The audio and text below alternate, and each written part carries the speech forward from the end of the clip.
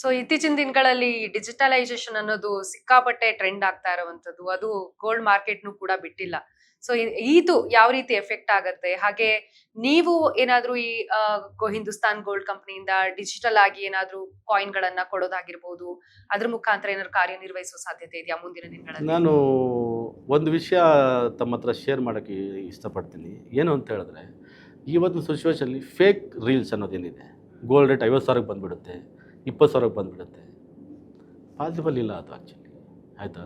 ಯಾಕಂದರೆ ಈಗ 100 years before 100 ಇಯರ್ಸಿಂದ calculate ಮಾಡ್ಕೊಂಡು ಬನ್ನಿ, ಇದುವರೆಗೂ ರೇಟ್ ಹೈಕ್ ಆಗಿರೋದೆ, ಡೌನ್ ಆಗಿರೋದು ಯಾವುದು ಫಾಲ್ ಆಗಿರೋದಿಲ್ಲ. ಆಗಿರುತ್ತೆ 100-200 ರೂಪಾಯಿ ಫಾಲು, 500 ರೂಪಾಯಿ ಫಾಲ್, ಅಪ್ ಆ್ಯಂಡ್ ಡೌನ್ ಆಗ್ತಾ ಇರುತ್ತೆ. ಬಟ್ 50,000 ಆಗುತ್ತೆ, 70,000 ಆಗುತ್ತೆ ಅನ್ನೋದು ಅದು ಕನಸು ಬಿಡಬೇಕು ಅಂತ. ಬಟ್ ಕಾಲಕ್ಕೆ ತಗ್ಗಾಗೆ ಅದನ್ನು ಬೆಳೀತಾ ಹೋಗ್ತಾ ಇದೆ. ಪ್ರತಿಯೊಂದೂ ಇವತ್ತು ಸಿಚುವೇಷನಲ್ಲಿ ರೇಟು ಇನ್ಕ್ರೀಸ್ ಆಗ್ತಾನೆ ಹೋಗ್ತಾ ಇದೆ. ಅದೇ ಲೆಕ್ಕದಲ್ಲಿ ಗೋಲ್ಡೂ ಇನ್ಕ್ರೀಸ್ ಆಗಿದೆ, ಆಯಿತಾ? ಅದಕ್ಕೇನು ಮಾಡೋಕ್ಕಾಗೋದಿಲ್ಲ.